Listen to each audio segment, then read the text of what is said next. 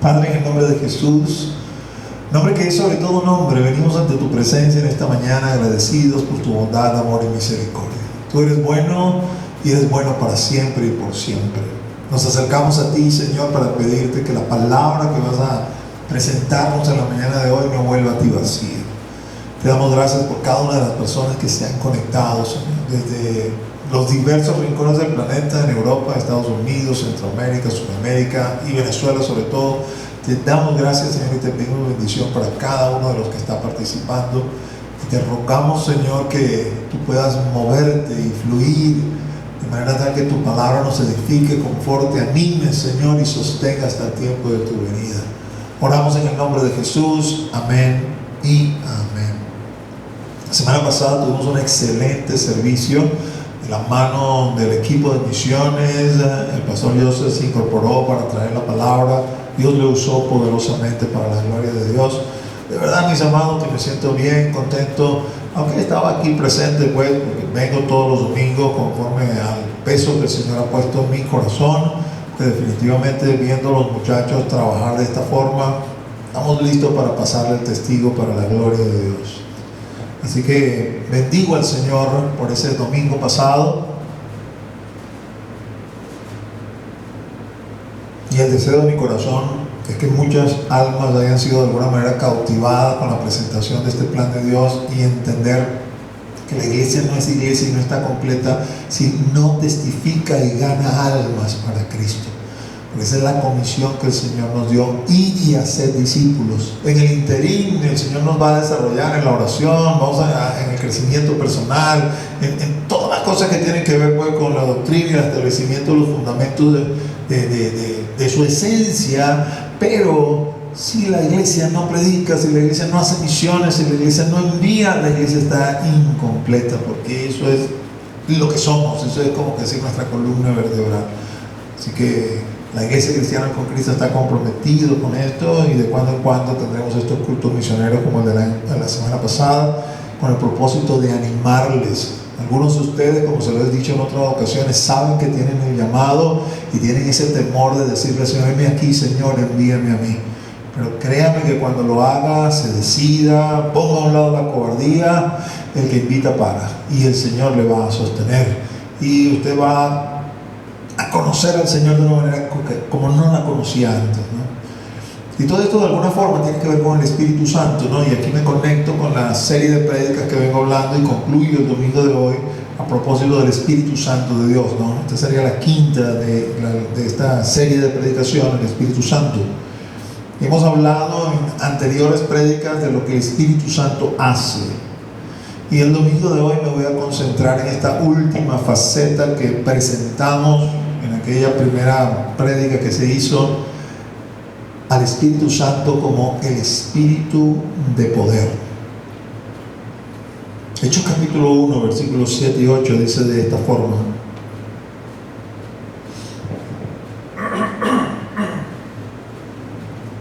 y les dijo: no os toca a vosotros saber los tiempos o las sazones que el Padre puso en su sola potestad, pero recibiréis poder cuando haya venido sobre vosotros el Espíritu Santo, y me seréis testigos en Jerusalén, en toda Judea, en Samaria y hasta lo último de la tierra. Estas son palabras de nuestro Señor Jesucristo el día 40 después de su resurrección. Como un hábil y acucioso historiador, Lucas toma ese detalle en cuenta y lo plasma en su libro para que nos ubiquemos en el tiempo. Y esto resulta fundamental porque algunos pudieran pensar o creer que no es sino hasta este momento que les hace este anuncio que el Espíritu Santo va a venir sobre ellos. Pero la verdad es que sabemos que no es así, porque el evangelista Juan, uno de los apóstoles, registra en su libro que el mismo día que el Señor resucitó, sopló sobre sus discípulos y les dijo: recibid el Espíritu Santo. En ese momento los discípulos fueron regenerados de la única manera que un ser humano puede ser regenerado, con el recibir el Espíritu Santo de Dios para que habite dentro de ellos. Sin embargo, para la comisión que les había sido asignada, para la tarea que nos ha sido dada, Jesús, 40 días después de haber soplado sobre ellos, les dice: no se vayan todavía a Jerusalén, porque debo darles otra porción del Espíritu Santo, porción de poder, que es la que les va a ayudar en esta tarea que les he encomendado. Fíjense la manera, repito aquí, no lo vuelvo a leer, como el Señor se los presenta y les dice: cuando haya venido sobre vosotros el Espíritu Santo, ¿no? Recibiréis poder cuando haya venido sobre vosotros el Espíritu Santo, y me seréis testigos en Jerusalén, en toda Judea, en Samaria y hasta lo último de la tierra. Fíjense ustedes, vamos a un poquito analizar esto, porque no podemos olvidarnos de nuestros orígenes, y de alguna forma esto sienta algunos patrones de forma de actuar del Señor para con su iglesia. El Señor resucita, y eso es motivo de gran gozo para todos. Se gozan allí en ese salón cerrado en que se encontraban, se dan besos, brincan, saltan unos a otros, reciben el Espíritu Santo que el Señor sopla sobre ellos, motivo de mucho más gozo aún todavía. Pero durante 40 días Jesús está con ellos, y esos 40 días no tenemos un reporte, vamos a decir, exhaustivo de qué fue lo que sucedió. Sabemos de esos 40 días por Lucas. Si Lucas no lo mencionara, no lo supiéramos. No habla de ello Mateo, no habla de ello Marcos, no habla de ello Juan. El que habla de eso es Lucas. Y Lucas, que es el escritor tanto del Evangelio como del libro de Hechos, y llama estos libros sus tratados, escrito para un tal Teófilo, iniciando ese libro de Hechos, precisamente da, vamos a decir, ese detalle, que el Señor estuvo 40 días después de su resurrección hasta su ascensión con los discípulos, enseñándole cosas. Pero esos 40 días, podemos decir, el ministerio público que el Señor venía trayendo se terminó. Esos 40 días fueron, como decir, un tiempo de ministerio en secretos, a puertas cerradas. Esos 40 días que uno pudiera decir: oye, había que explotarlo, ¿sabes? Los discípulos no eran los únicos que conocían a Jesús. Jesús era un hombre famoso en la época, todos lo vieron morirse allí en la cruz. ¡Wow! Hubiese sido genial que el Señor se comenzara a presentar a todo el mundo, que ¡pum!, iba a ser el ministerio cuando lo vieran vivo. Pero el Señor determinó: no es así, esa no es la forma en que se va a hacer. Y estos 40 días, a pesar de que ya estoy en gloria y ustedes me están viendo, son 40 días de enseñanza, vamos a decir, intensa para ustedes, para lo que viene a continuación, porque el plan no consiste en que yo me quede aquí una vez resucitado, sino que yo suba al Padre y aguarde el momento en que deba regresar para asumir el trono. En ese interín de espera, son ustedes los que van a hacer el trabajo, son ustedes los que van a decir que me vieron resucitado, son ustedes que van a testificar de lo que vieron y de lo que oyeron, pero entiendo que necesitan todavía una porción más que les permita hacer este trabajo con la gracia, la unción y la habilidad que se requiere. Por eso, 40 días después, justo el día en que se va a ir al cielo, que se va a ir definitivamente a estar con el Padre hasta que sea el tiempo de su retorno, es que les dice esta palabra. No se las digo el día 1, entendiendo por día 1, después que resucitó, sopló sobre ellos, recibí del Espíritu Santo de Dios. Les abrió la mente y comprendieron las Escrituras. Comenzaron a hablar con Jesús y comenzaron a ver cosas con Jesús, y aunque no entendían todo, especialmente en cuanto a las sazones y tiempos, porque pensaban, bueno, aquí estamos en este intensivo con Jesús y cuando termine el intensivo seguramente vamos a conquistar y establecer el reino. Pero Jesús le dice: no les toca a ustedes el saber las sazones y los tiempos que el Padre puso en su sola potestad. Pero les dice: van a recibir, de aquí a poco, van a recibir poder. El Espíritu Santo de Dios va a venir sobre ustedes. Y mírenme, ellos sabían exactamente lo que había pasado hacía 40 días, lo podían sentir dentro de ellos, podían reconocer que esa comprensión de las Escrituras que ahora tenían no era natural. Así que seguramente se comenzaron a preguntar: ok, ¿qué nos está diciendo ahora? ¿Qué va a venir ahora de lo que ya hemos experimentado en estos 40 días, que es como una completitud o una nueva faceta que aún no conocemos del Espíritu Santo que hemos recibido y que Jesús mismo estima como necesario hablarlo en detalle y con esa particularidad? En este mismo pasaje, digamos enmarcado en esa misma palabra que el Señor dio ese mismo día, unos versículos antes, Él va a relacionar esta llenura de poder con un evento que lo va a nombrar, vamos a decir así, bautismo del Espíritu Santo. Fíjense lo que dice en Hechos 1, versículos 4 y 5. Es decir, antes de que le dijera estas palabras del 7 y 8 que les acabo de leer. Y estando juntos les mandó que no se fueran de Jerusalén, sino que esperasen la promesa del Padre, la cual les dijo: oísteis de mí, porque Juan ciertamente bautizó con agua, mas vosotros seréis bautizados con el Espíritu Santo dentro de no muchos días. Quiero que piensen un poquito, ¿no? En esta interín habían ido con el maestro a donde el maestro les había ordenado, digo este interín, estos 40 días, y donde el maestro estaba, ahí estaban ellos. En Juan, en el último capítulo de Juan, los vemos con el Señor en Galilea. Quiere decir que no fue que estuvieron 40 días solamente en Jerusalén, al menos subieron a Galilea en una oportunidad conforme a lo que relata el Evangelio de Juan.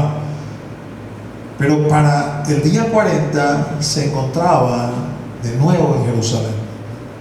Y resulta como paradójico esto, ¿no? Que el Señor le dice que no se vayan de Jerusalén, sino que esperen la promesa del Padre, porque quizás alguno hubiese dicho: oh, si tú estás en Jerusalén, nosotros nos vamos a quedar en Jerusalén. Nosotros no vamos a ir a ninguna parte donde tú no vayas, donde tú no nos mandes. Lo que ellos no sabían es que esta forma de expresarse iba orientada sobre todo el hecho es que dentro de unos minutos o unas horas me van a ver desaparecer en las nubes, y quizás a alguno les dé ese deseo de ya no querer estar más aquí, de irse a su casa, de regresarse, porque yo me he ido. Entonces el Señor les dice de antemano, sin decirle qué va a pasar, que no les comience a dar, ¿no?, ese deseo, ese que le pican los pies de querer irse a otro sitio, porque me voy a ir y van a ver cómo me voy, sino que se deben quedar en Jerusalén. Y el resto del relato del capítulo, más junto con lo que sería Hechos capítulo 2, nos dice que los 10 días siguientes, porque este bautismo del Espíritu Santo, esta llenura de poder no vino sino 10 días después que el Señor la anunció, cumplieron con ese mandato de Jesús y no se fueron de Jerusalén, regresaron al aposento alto, seguramente el mismo aposento donde habían celebrado la última cena con el Señor, y allí en el aposento alto 120 de los discípulos que permanecían fieles para ese entonces permanecieron durante 10 días allí en oración, en búsqueda del rostro de Dios, de seguro pensando y cavilando todas estas cosas que habían sucedido. El maestro se había ido durante 10 días, ya no aparecía. Escogieron a un apóstol durante ese tiempo para sustituir a Judas, el que lo había traicionado. Pero se quedaron, obedecieron, Durante 10 días no pasó absolutamente nada hasta que vino la manifestación visible y gloriosa de lo que la Escritura llama el bautismo del Espíritu Santo. Es por eso que nosotros concluimos y enseñamos aquí en la Iglesia Cristiana con Cristo que una cosa es la regeneración y otra cosa es el bautismo, aunque ambas son hechas por el Espíritu Santo.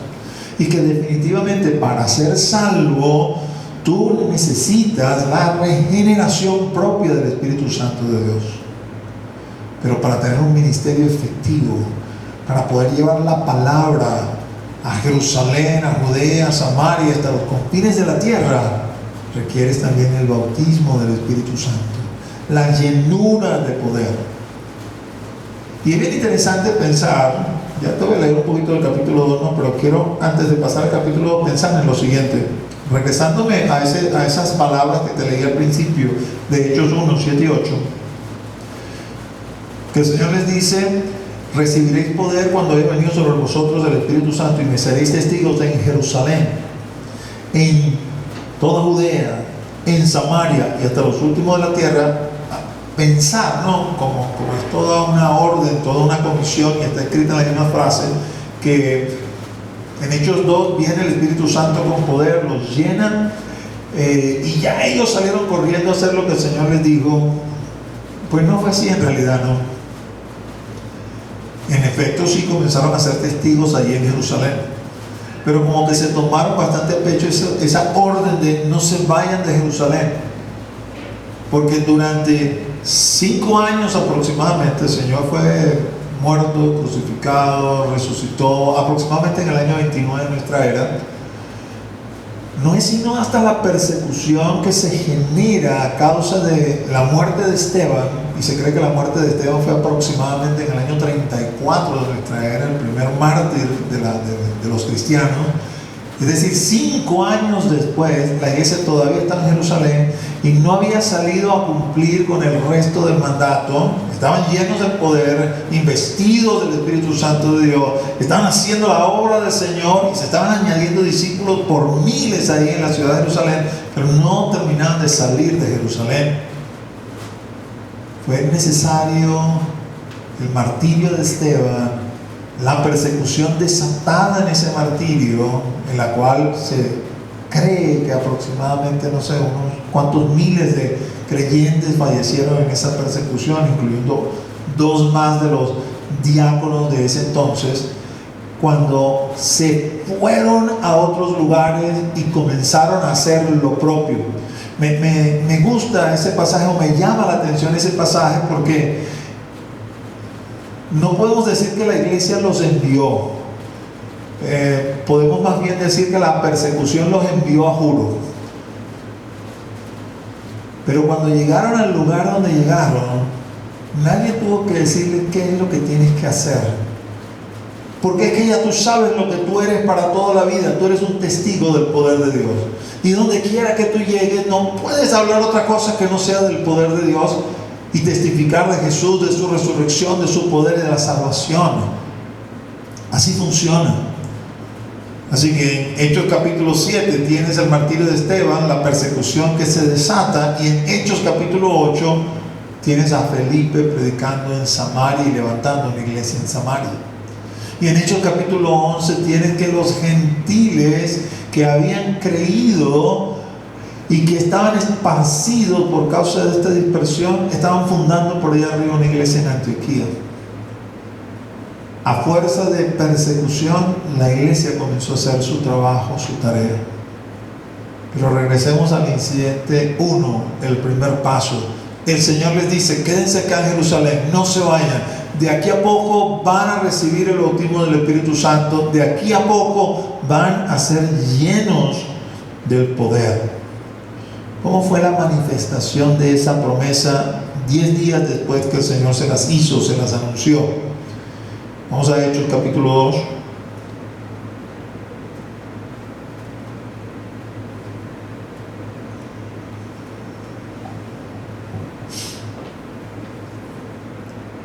Bueno, en el versículo 1 al 4 dice: cuando llegó el día de Pentecostés, estaban todos unánimes juntos, y de repente vino del cielo un estruendo como de un viento recio que soplaba, el cual llenó toda la casa donde estaban sentados. Y se les aparecieron lenguas repartidas como de fuego, asentándose sobre cada uno de ellos. Y fueron todos llenos del Espíritu Santo, y comenzaron a hablar en otras lenguas según el Espíritu les daba que hablasen. Hay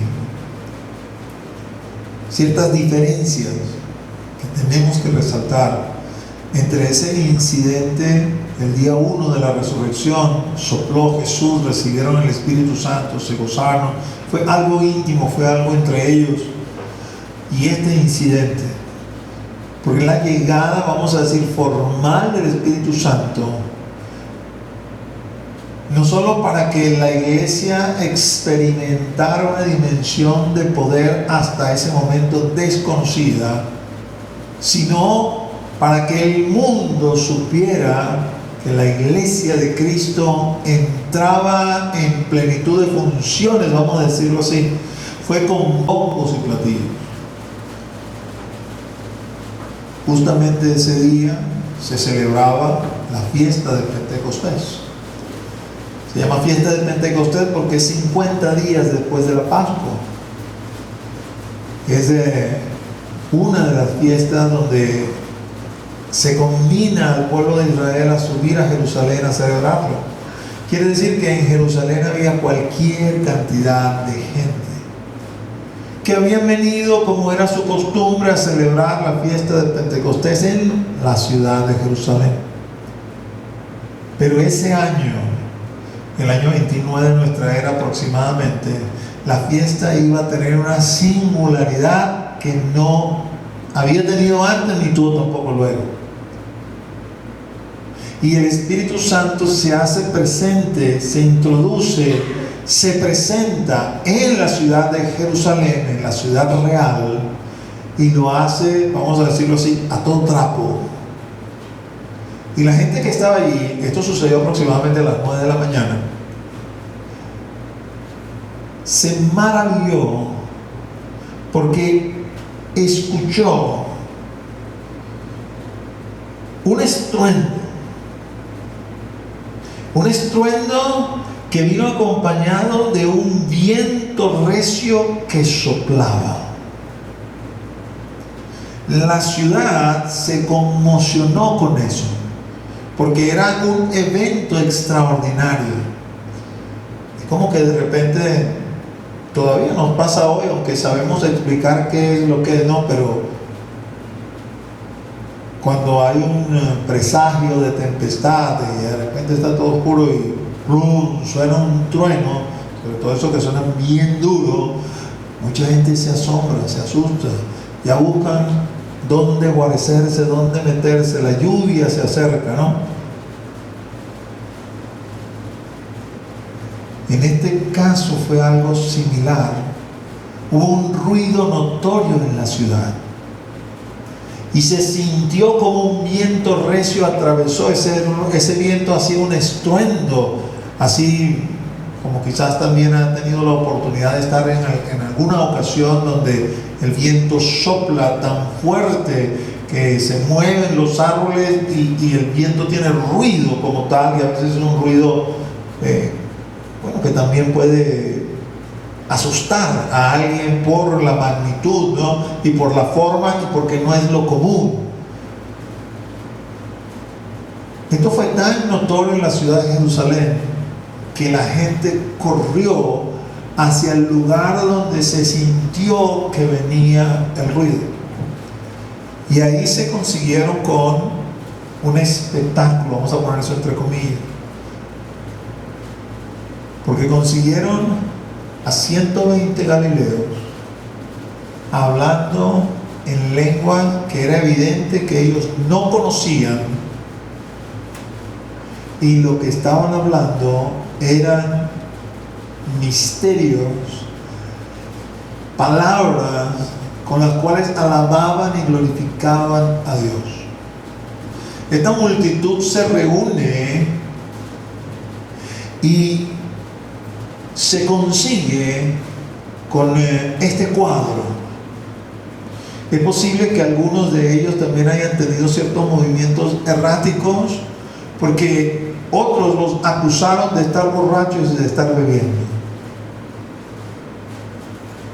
Es probable, y aquí solamente voy a manifestar mi opinión, ¿no?, que este asunto de las lenguas de fuego sobre su cabeza quizás no haya sido visible para el común de los mortales que se acercaron, pero sí definitivamente visible para los que participaron, o quizás algunos de los que participaron, lo suficientemente notorio para que cuando Lucas hizo su investigación, porque Lucas no estaba allí en ese momento, lo pudiera reportar como un detalle importante, que se le aparecieron lenguas repartidas como de fuego asentándose sobre cada uno de ellos, como una manifestación visible, porque el Espíritu es fuego, y que el Espíritu estaba sobre ellos. Lo que sí fue público y notorio para todos fue el escucharlos hablar en otras lenguas según el Espíritu les daba que hablasen. ¿Qué quiero decirles con todo esto? Quiero decirles que el bautismo del Espíritu Santo es algo visible y notorio.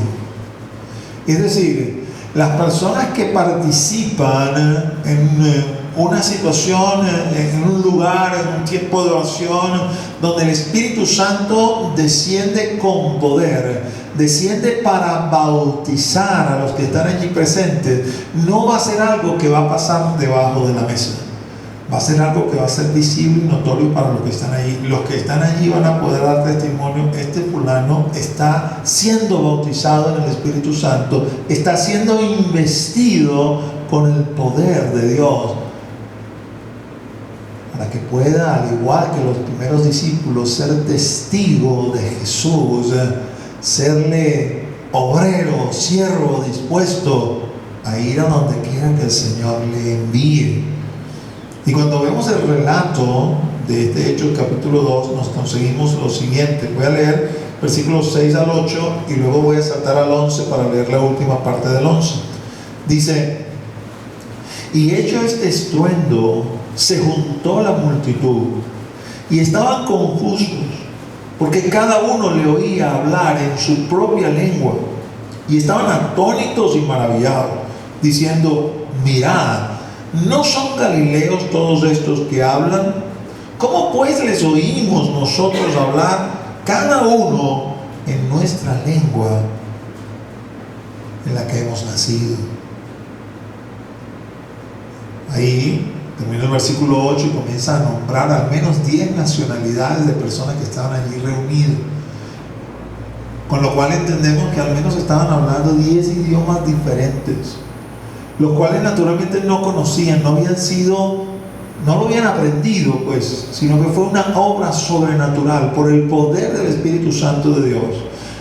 Déjenme ponerlo de esta manera: el mismo poder que seguramente obró por allá en Génesis 6, cuando el Señor trastornó la lengua de los hombres, y por decirlo de alguna manera, la noche antes todos hablaban el mismo idioma, y al día siguiente, cuando se despertaron, hablaban idiomas diferentes sin tan siquiera entender cómo estaba eso sucediendo. Y comenzó en aquel entonces, vamos a decir, vamos a ponerlo así jocosamente, ¿no?, como un jueguito de hablarse uno con otro, ¿no? Guachi, guachi, guachichú, para ver quiénes hablaban iguales y poderse reunir todos y decir: bueno, nosotros somos los que tenemos que ponernos aparte, porque somos los que nos entendemos. Cuando tratamos de hablar con aquellos con los cuales nos entendíamos el día de ayer, ya no nos podemos entender. Y con eso el Señor terminó la construcción de la Torre de Babel, y cada quien se fue con el grupo de personas que hablaba su propio idioma. Es decir, Dios no solamente hizo que hablaran en un idioma diferente de una noche a otra, sino que también de alguna forma los seleccionó para que formaran bloques humanos, vamos a decir así, los cuales estaban unidos por una misma lengua. Bueno, de una manera similar, pero ahora en el día del Pentecostés, estos galileos que hasta hacía poco estaban allí en oración, en el aposento alto, orando probablemente en alguno de los idiomas que conocían, porque conocían el arameo, natural ahí de Galilea, conocían el hebreo por ser judíos, probablemente también el griego, porque era el idioma vamos a decir, del imperio de alguna forma, pero no. Aquí cuando el Espíritu Santo vino sobre ellos, algunos comenzaron a hablar en la lengua que se hablaba, por decirle, en la isla de Creta. Otros comenzaron a hablar en lenguas que se hablaban en África, otros que se hablaban hacia el oriente extremo. Por eso estos hombres que están aquí reunidos se asombraban y decían: estos son galileos, ¿cómo hablan estos en esa lengua? Que es la lengua en la que nosotros nacimos y que ellos no conocen. Pero no estaban hablando cualquier tontería. Fíjense lo que dice: les oímos hablar en nuestras lenguas las maravillas de Dios. Porque lo que el Señor hace siempre es para glorificarse a Él, para edificar a la iglesia y glorificarse a Él. Ahora, este fenómeno, déjenme llamarlo así, ponerlo entre comillas, si solamente estuviera narrado acá, uno diría, bueno, es único y probablemente irrepetible. Pero no está narrado solamente acá. Está narrado varias veces en el libro de Hechos, dándonos a entender que es algo que se repite.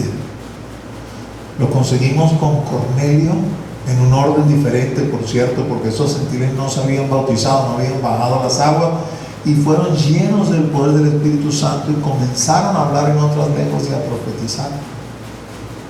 Los vemos en el grupo de hermanos en Samaria, que por imposición de manos de los apóstoles reciben la promesa, reciben el Espíritu Santo, el bautismo de poder del Espíritu Santo, después de ya haber sido bautizados. Lo vemos en Hechos 19 con aquellos que Pablo los bautiza en el nombre de Jesús, porque solamente habían sido bautizados en el bautismo de Juan y no habían ni siquiera escuchado que había Espíritu Santo. Es decir, concluimos al ver los diversos eventos en el libro de Hechos, oye, esto es algo que se repite. Quizás hay algunos elementos que podemos decir no tienen por qué ser necesariamente en ese orden, porque aquí están en este orden, aquí cambiaron, pero el elemento notorio, el elemento hablar en lenguas o profetizar, el elemento de señales visibles para los que están ahí alrededor, es persistente en los relatos. ¿Por qué tendría que ser diferente hoy? Si Jesús es el mismo ayer y hoy por los siglos, no es diferente hoy. Que han pasado 2000 años y en 2000 años ha habido mucho hombre metido en la iglesia. Y entiéndame lo que quiero decir: hombre no convertido, lobos disfrazados de oveja, mundanos que se disfrazaban de piedad pero que realmente no tenían nada que ver con la propiedad, que de alguna forma trastocaron los principios, los elementos que permiten el discernimiento y relacionarse con las cosas espirituales con esa confianza de que el Espíritu Santo nos está guiando en todo, ¿verdad? Y esto ha traído un mar de dudas hoy en día, que algunos han preferido alejarse de esa espiritualidad, alegando: ya tengo la palabra y lo puedo analizar con la lógica de la mente, y como la palabra de alguna manera es bastante consistente en ese sentido, ¿para qué me voy a meter para el otro lado, que es así como que un poco difícil de entender, y comienzo a tocar cosas que no conozco? Entonces vamos a decir que esto se terminó y que no se repite. Pero eso no es lo que dice la Escritura, eso no es lo que manifiesta la palabra de Dios. Así que yo esperaría el día de hoy la repetición de estos eventos cada vez que el Espíritu Santo viene sobre algún creyente para bautizarlo en él, para llenarlo de poder. Habrá manifestaciones visibles que hagan latente, patente para todo el mundo: wow, fulano o sultano ha sido bautizado con el Espíritu Santo, ha sido revestido de poder. ¿Qué efectos inmediatos trajo esto sobre la iglesia en ese momento? Uno de esos efectos, porque de nuevo voy a ser insistente, el Señor no nos da dones espirituales a la iglesia en general como para que seamos un poco así, no sé, como esos militares que se llenan el pecho de medalla, y cuando tú comienzas a ver, quizás no son tan consistentes con eventos realmente, sino que es un poco como que wow. Algunos quizás sí, yo no voy a meterme mucho a opinar para allá porque desconozco, ¿no? Veo, por ejemplo, todavía hoy en día se llevan a cabo reuniones de personas que pelearon en la Segunda Guerra Mundial, todavía hay algunos pocos que están vivos y se presentan ya ancianos y el pastor le pesa mucho de tantas medallas que tienen colgadas ahí en el pastor. Los dones del Espíritu Santo no son con el propósito de que los luzcamos como medallas, no, la idea de los dones del Espíritu Santo es que sean aplicables para expandir el reino de los cielos.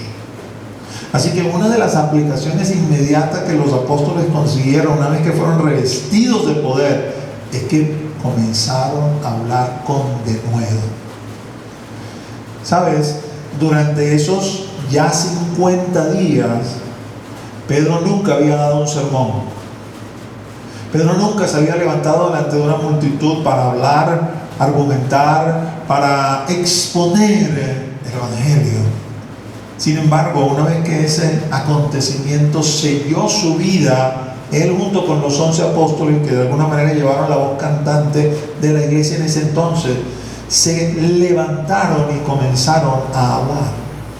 Y aunque la palabra denuedo, ¿no?, que es como decir con una maestría impresionante que va más allá de las capacidades conocidas de esa persona, no aparece ni en el discurso del capítulo 2 ni en el discurso del capítulo 3 o los sermones, las prédicas del capítulo 2 del capítulo 3 de Pedro. En el capítulo 4, cuando son apresados por el incidente del capítulo 3, fíjense que la escritura, vamos a decir, toma la molestia, vamos a decir así, de señalarnos algo como para que entendamos que es importante. Y en Hechos capítulo 4, versículo 8, que los judíos las autoridades judías le estaban reclamando a los discípulos acerca de lo que habían hecho. Y eso es lo que dice el versículo 8. Entonces Pedro, lleno del Espíritu Santo, les dijo: gobernantes del pueblo y ancianos de Israel. Y esto me parece digno de hacer notar, ¿no? Porque primero, que cuando me dice lleno del Espíritu Santo, uno puede preguntarse, ya, pero no había sido lleno ya en el 2, porque dice, y fueron todos llenos del Espíritu Santo y comenzaron a hablar en otras lenguas conforme el Espíritu Santo les daba. Pero es que esta llenura de poder, sí, una vez que el Señor te la da, tú la tienes, pero no es como que una línea constante en la cual vives. Es más bien como esos eventos que lees en el Antiguo Testamento. Los profetas no andaban todo el tiempo profetizando, pero cuando la unción de la profecía venía sobre ellos, dice la Escritura, y el Espíritu de Dios vino sobre él y comenzó a profetizar. Así que no era que Pedro andaba todo el tiempo hablando con denuedo, pero cuando tocaba hablar de estas cosas, cuando le era demandado dar cuenta de estas cosas, entonces vemos esta frase. En ese momento el Espíritu los llena de nuevo, permítame poner eso entre comillas, solamente para indicar que voy a comenzar a usar con mi poder. Es decir, en realidad es el Espíritu Santo el que está obrando y haciendo, pero nosotros somos sus instrumentos. Entonces Pedro, lleno del Espíritu Santo, les dijo: gobernantes del pueblo y ancianos de Israel. Y les comenzó a hablar, guau, y no conseguían cómo responderle. Tanto que en el 13, fíjense cómo dice: entonces, viendo el denuedo de Pedro y de Juan, y sabiendo que eran hombres sin letras y del vulgo, se maravillaban y les reconocían que habían estado con Jesús. Es decir, estaban sorprendidos de lo que estaban escuchando. No era posible que estos pescadores hablaran así, con esa maestría, con ese denuedo, con esa gracia, con esa unción. Pero la llenura del Espíritu Santo hace ese efecto. Y los hombres y mujeres de Dios que se levantan a hablar delante de un público diverso, de acuerdo a las circunstancias que el Espíritu le ha impulsado, aquellos que son llenos del Espíritu Santo, aquellos que han sido bautizados en el poder del Espíritu Santo, se levantan y hablan con denuedo. Un denuedo que viene de lo alto, que no tiene nada que ver con sus capacidades de oratorio o sus capacidades comunicativas, algo que tiene que ver de parte de Dios directamente, que comienza a obrar en los corazones. Y aunque no hay necesariamente una respuesta visible acá en el capítulo 4 frente a este auditorio de fariseos, saduceos, escribas, todos sabios, sabiondos de la ley, notorios me refiero a la respuesta, por ejemplo, de Hechos 2, donde solamente está escuchando el pueblo en general y rápidamente se compungieron y vinieron delante de Pedro compungidos de corazón. ¿Qué vamos a hacer, Pedro? Frente a ese accionar de la palabra con denuedo de la boca de Pedro. Pero sabemos que ahí hubo siembra en los corazones, porque algunos de ellos, ya de alguna forma cautivados por Jesús, comenzaron a mostrar acercamiento hacia la iglesia, como Nicodemo, por ejemplo.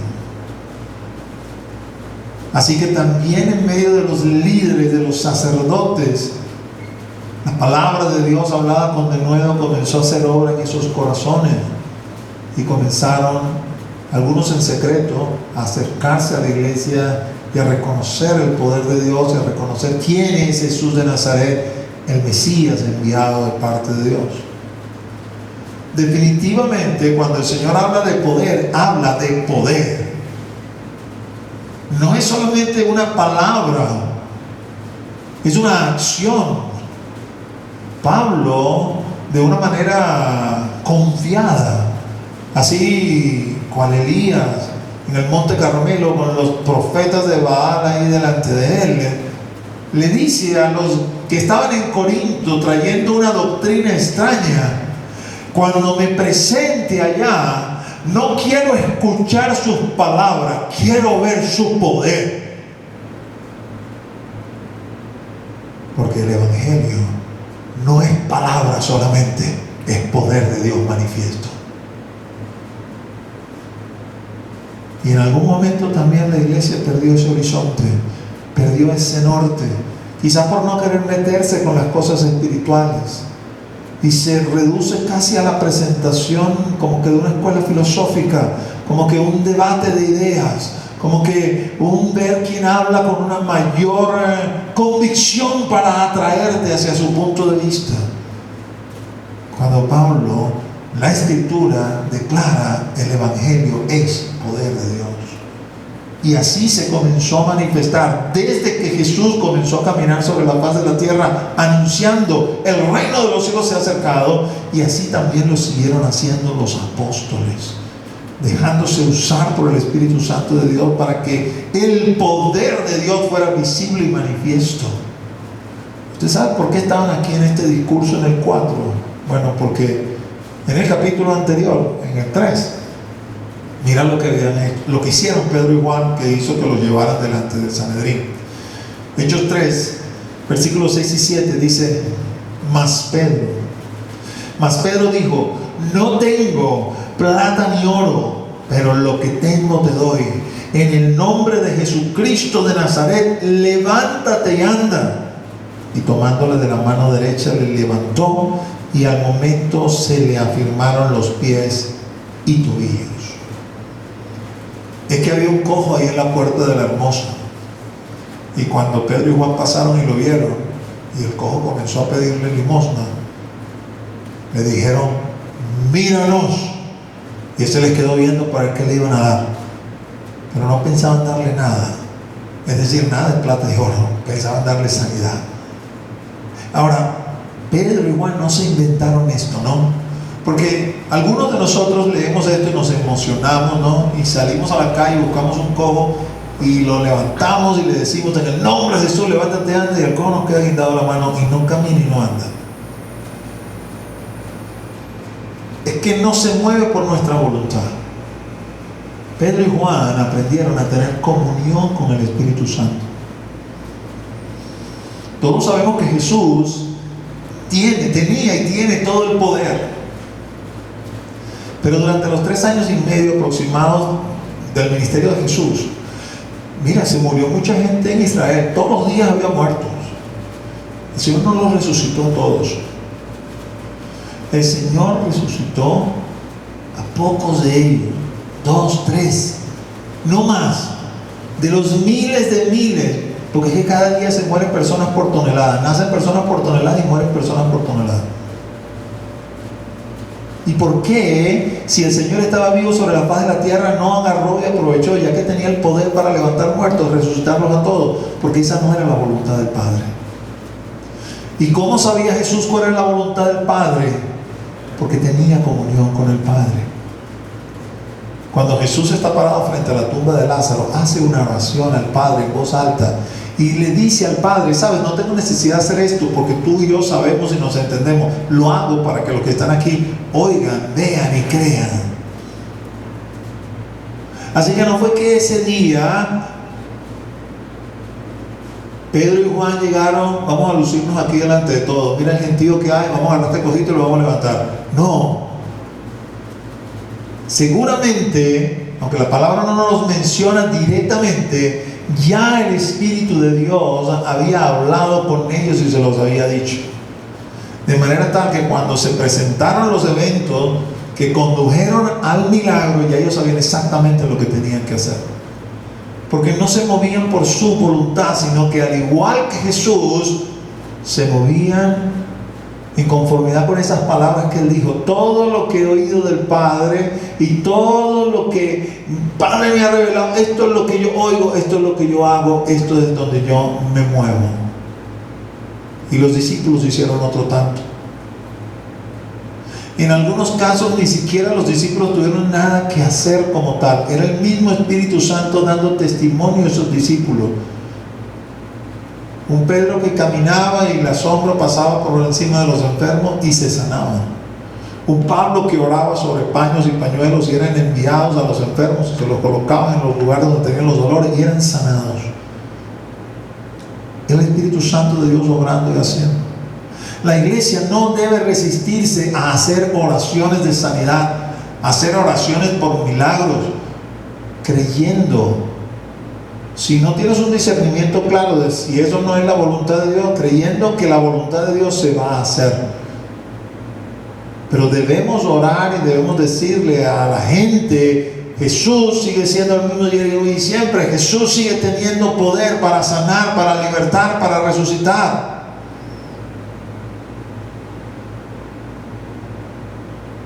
Nunca olvido el testimonio de nuestro querido hermano Peter, que recientemente fue llamado a la presencia del Señor. Y estando ahí en medio de los guaraos y hablando del poder de Dios, iniciándose, ni siquiera sabía hablar guarao él, andaba con un traductor. Una noche vinieron a buscarle, el traductor vino a buscarle. Mira, por ahí andan buscando quién es ese que anda diciendo que Jesús hace milagros, que resucita muertos. Porque evidentemente cuando el traductor le preguntaron, dijo: no, yo soy el mensajero, yo le voy a buscar quién mandó el mensaje. Porque eso de venir y orar por un muerto, eso no es cualquier cosa, ¿verdad? Y de hecho, cuando Peter entendió qué era lo que estaba pasando, fue hasta el barquito allí que tenían, que había venido este papá con la niña muerta, y él lo contaba de una manera muy jocosa. Ustedes recuerdan a Peter: ¿En qué rollo me metiste, Señor? No, pero bueno, si hemos estado hablando de esto y se presenta esta circunstancia, esta situación, yo no sé si la vas a levantar o no, pero yo voy a orar para que la levantes. Y sucedió lo glorioso. Si no hubiese sucedido, entonces Dios tiene que darnos palabras para explicar, ¿no? Y otros pueden entender. No se hace lo que nosotros queremos, se hace la voluntad de Dios. Y a veces la voluntad de Dios es que la persona permanezca muerta.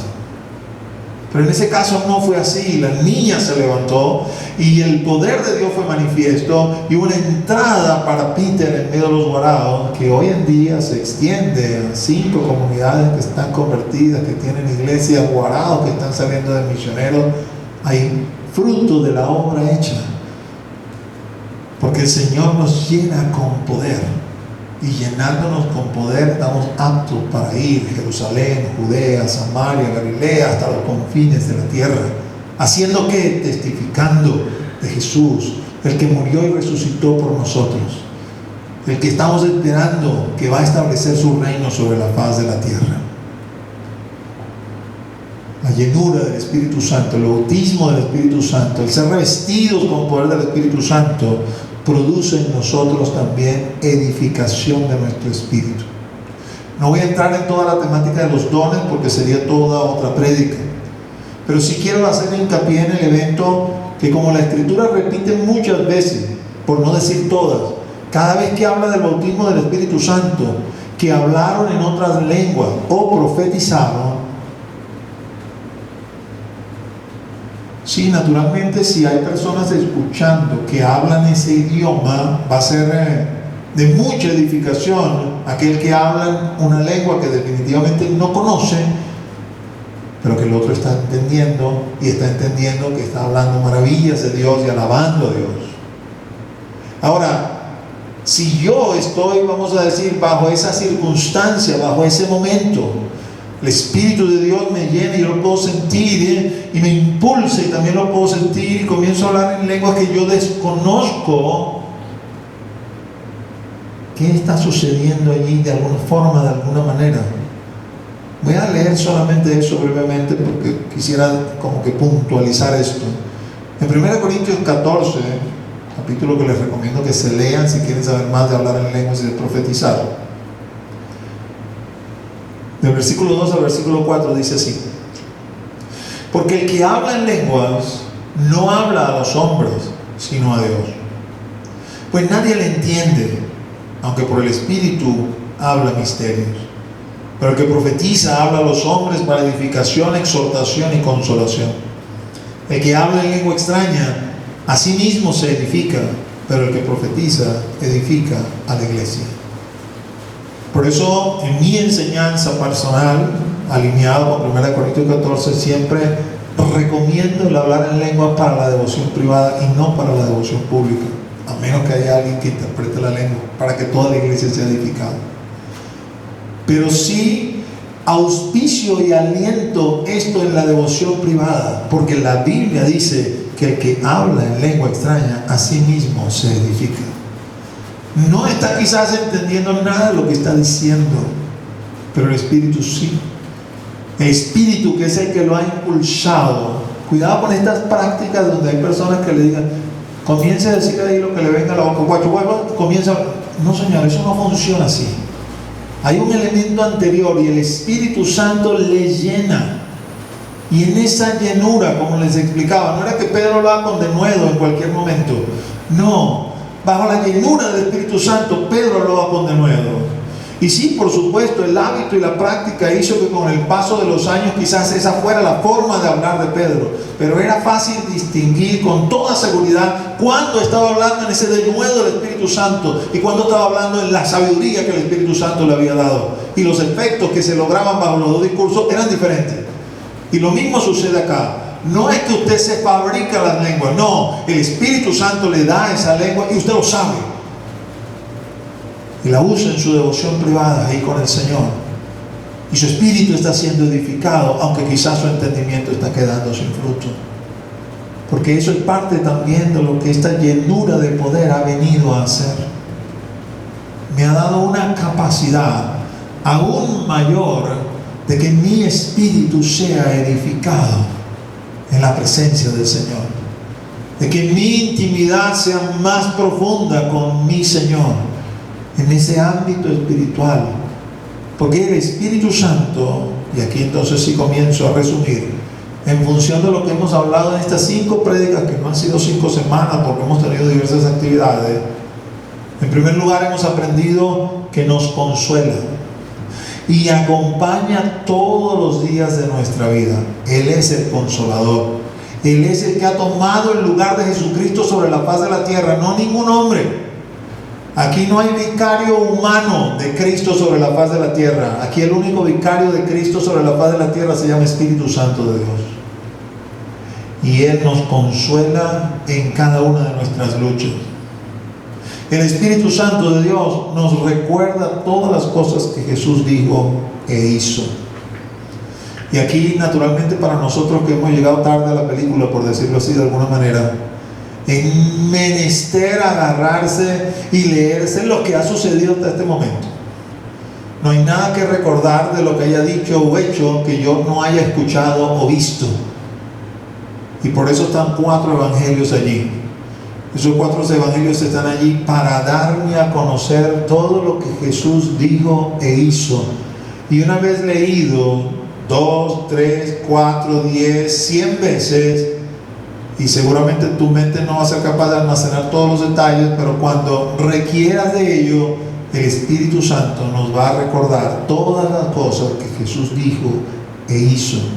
El Espíritu Santo da testimonio y nosotros junto con Él, no al contrario, no es Él junto con nosotros, sino nosotros junto con Él, porque Él es el principal en este evento, en esta situación de dar testimonio de Jesús. Él es el que lleva la batuta, la voz cantante.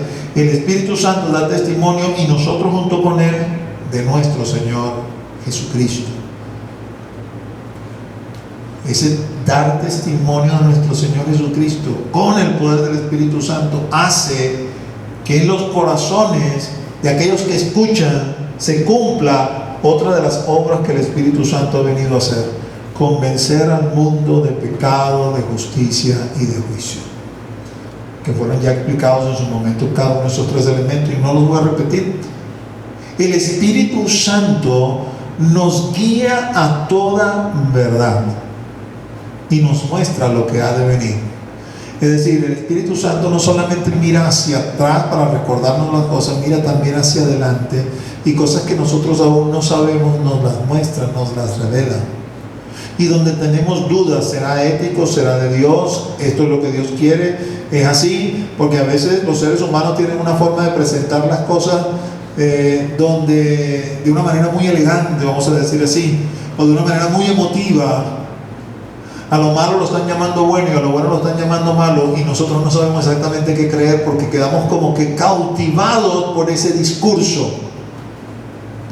Ahí está el Espíritu Santo para guiarnos a toda verdad, para sedazar de los adornos o de las herramientas utilizadas a propósito de querer doblegar nuestro pensamiento, sacudirlo, sedazarlo y mostrarnos: mira, no es así. Mira, usando este discurso de esta forma, están logrando que tú pienses que esto que es malo, porque yo digo lo están llamando bueno.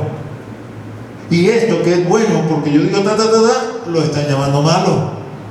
Y tú te estás dejando convencer, seducir por lo bonito del discurso, por lo bien elaborado del discurso, por lo estratégico del discurso. Ven a mí. El Espíritu Santo dice: yo te guío a toda verdad y te muestro todas las cosas que han de venir. Y finalmente, lo que hemos estado estudiando el día de hoy, y los músicos pueden pasar, el Espíritu Santo nos llena de poder divino para hacer su obra. Ese es el accionar del Espíritu Santo en medio de la iglesia, indispensable para que la iglesia pueda caminar en santidad y en rectitud, para que la iglesia pueda correr con paciencia la carrera que tenemos por delante. No puedo dejar de finalizar mencionando algún galardón. El Señor promete que Él viene a recogernos, a buscarnos. Y cuando Él le habla a Timoteo, Pablo le habla a Timoteo por el Espíritu Santo, le responde quizás alguna inquietud de Timoteo, donde hay algunas personas que están perturbando la fe de otros, diciendo que la resurrección ya ha acontecido. Entonces Pablo le dice: mira, Timoteo, no te preocupes. Estas personas, aunque tienen esta apariencia y están haciendo esta predicación y trayendo un consiguiente daño para las almas de aquellos que no estudian, que no leen, que no se capacitan, no creas que van a engañar al Señor. Porque, aquí leo 2 Timoteo 2:19, el fundamento de Dios está firme, teniendo este sello: Conoce el Señor a los que son suyos. Conoce el Señor a los que son suyos. Es decir, lo que importa no es que yo diga, yo conozco a Cristo. Es que Cristo diga, yo lo conozco a Él. Eso es lo que importa. ¿Sabes? Yo me puedo presentar con toda una apariencia de piedad. Yo me puedo presentar con toda una apariencia de bondad. Yo me puedo presentar delante de ti de forma tal que tú digas, wow, así perfecto. No es que no le veo ninguna falla, debe tener el cielo ganado. Pero la verdad es que nada de esas cosas importan. No es que no es bonito, vamos a decir, que estén en nuestras vidas y nos adornen, porque tenemos que tratar de ser, vamos a expresarlo así, el mejor ser humano posible. Eso es parte de amar al prójimo como a ti mismo. Pero eso no es lo que me abre las puertas del cielo. Lo que me abre las puertas del cielo es amar a Dios con toda mi fuerza, con todo mi corazón y con toda mi mente. Y cuando lo hago así, de esa forma, el único que puede reconocer y decir, sí lo estás haciendo así, y por lo tanto yo te conozco, es Él mismo. Y ese reconocimiento va, de alguna manera, dado con el sello del Espíritu Santo en nuestras vidas. La plenitud del Espíritu Santo hace que seamos reconocidos en medio del mundo espiritual. Cuando leemos en Hechos 19, la reacción de los demonios que estaban dentro de un hombre, a los cuales unos exorcizadores ambulantes, hijos de un tal Esceva, querían echar fuera en el nombre de Jesús, ese que predica Pablo. La respuesta del demonio, que el Señor lo reprende, es sorprendente, porque dice ese demonio: a Jesús le conozco, y Pablo sé quién es, pero ustedes ¿quiénes son? Bueno, obviamente hablar de Jesús tenemos que ponerlo en un punto aparte. Jesús es el modelo de modelos, y aunque actuó como hombre lleno del Espíritu Santo, dándonos a entender, puedes seguir, puedes imitar, puedes repetir, replicar mi ejemplo, es Él. Pero Pablo es un hombre igual que nosotros, y que unos demonios digan, Pablo sé quién es, eso no va en función de lo que Pablo era como tal, eso va en función del sello del Espíritu Santo que había sobre Pablo, que lo hacía conocido aún en el mundo de las tinieblas. Conoce el Señor a los que son suyos. Y cuando el Señor, conforme a Mateo 24, versículos 29 y 30, envíe sus ángeles para recoger la cosecha, ¿sabes? Tú puedes brincar o saltar, no sé, a mí, llévame a mí. Pero si no está ese sello allí, si no está esa palabra del Señor sobre tu vida, es mío, lo conozco, no hay nada que valga.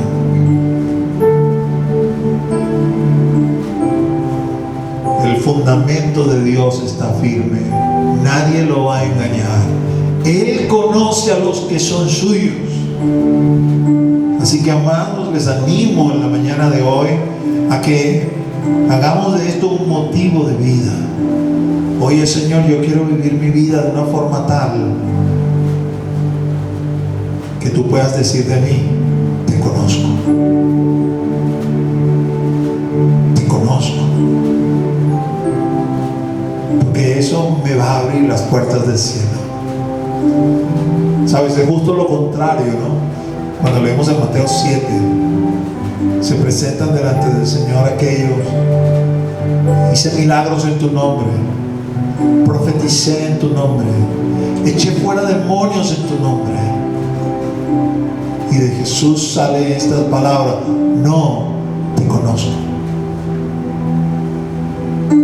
¿Y cómo dice todas esas cosas?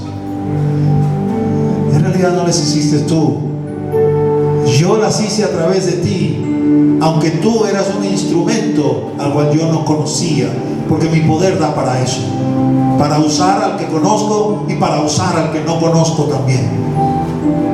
Pero tú equivocadamente pensaste que como te estaba usando con ese poder te conocía, pero no te conozco. Por eso anhelo y deseo en mi corazón conducirme de una forma tal que no es otra sino obediencia, que Él puede decir de mí.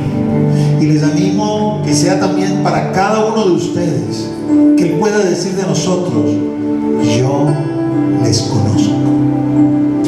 Ponte de pie y vamos a hacer una oración. Oh Padre, en el nombre de Jesús, nombre que es sobre todo nombre, venimos ante tu presencia y en esta mañana aún agradecidos por este tiempo y momento de exposición de tu palabra, y dándote gracias por tu santo y divino Espíritu que habita y mora dentro de nosotros. Permítenos estar a la altura de las demandas para ser esos hombres y mujeres de Dios que tú quieres que seamos, andando en nuestras vidas de una forma tal que puedas, al hablar de nosotros, decir: yo le conozco. Quiero ser por ti conocido, oh Señor, y permanecer allí. Quiero que la congregación que me has dado, Señor, sea por ti conocida y permanecer allí. Estos hombres y mujeres que has puesto bajo mi cuidado vivan sus vidas de una forma tal que puedan por ti ser conocidos, y que aún el reino de las tinieblas los sepa reconocer, porque tu sello está sobre cada uno de ellos. Tu Espíritu Santo es visible y manifiesto en cada uno de ellos.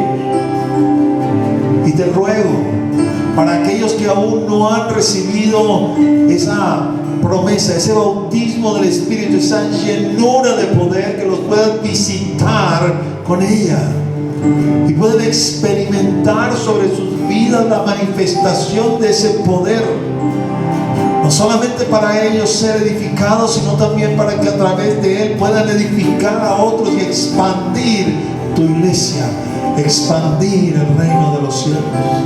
Que llenos de ese poder puedan actuar con valentía y decir: heme aquí, Señor, envíame a mí. Hombres y mujeres dispuestos a cortar lazos con el mundo y compromisos con el mundo solo para servirte a ti, llenos del poder de Dios, llenos del poder de Dios, confiados de que tú suplirás sus necesidades, confiados de que si tienes que poner mesa en el desierto como hiciste con Elías, así lo harás, y tenderás mesa delante de ellos en presencia aún de sus angustiadores. Y lo que ha sido volverá a ser, porque no son ni uno, ni dos, ni tres, se cuentan por millares los hombres antes que nosotros que han dado este paso lleno del poder de Dios. Y yo te ruego, Señor, que esta iglesia, mi persona, mi familia, seamos de eso, que te digamos: heme aquí, Señor, envíame a mí, lléname con tu poder, Señor, para servirte, para romper y desligarme, no solo de compromisos con el mundo, sino también de compromisos doctrinales que no van conforme a tu palabra, aunque la vida se nos vaya en ello.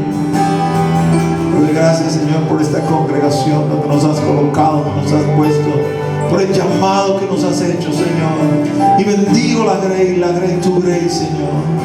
Llénala, Señor, llénala. Póngase de pie y vamos a adorar. Levanten sus manos al cielo y vamos a tener unos minutos de adoración.